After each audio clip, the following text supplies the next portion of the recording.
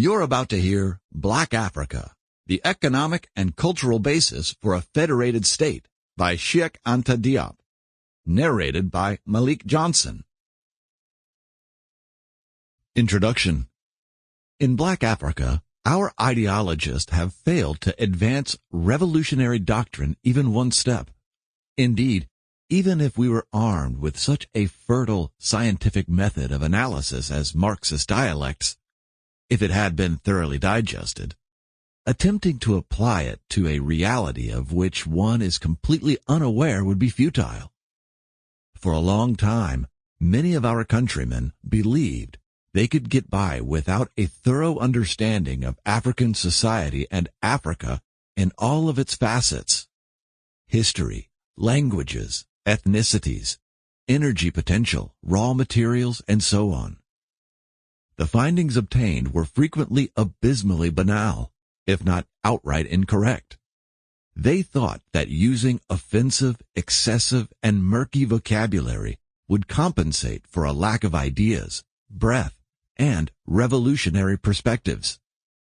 They forgot that the truly revolutionary quality of language is its demonstrative clarity based on the objective use of facts and their dialectal relationships, which results in irresistibly convincing the intelligent reader. When I was Secretary General of the Democratic African Rally of Students in February 1952, we raised the topic of the Black continent's political independence and the formation of a future federated state in an article titled, "Toward a Political Ideology in Black Africa." This piece, which was merely a preview of my "The African Origins of Civilization, Myth or Reality," addressed political, linguistic, historical, sociological, and other facets of the topic. Aside from the Malagasy MPs and Cameroonian leader Ruben Niobe, there were no French-speaking Black African leaders who ventured to express ideas on African states, independence, or, let's face it, culture at the time. Today's post facto remarks accepting such notions are almost fraudulent. At the very least, they are blatant misrepresentations. It would be fascinating to follow the history of the fathers of African independence's genuine beneficial use, rather than just as trial balloons to be shot down, of these notions, even if the application predated their publications.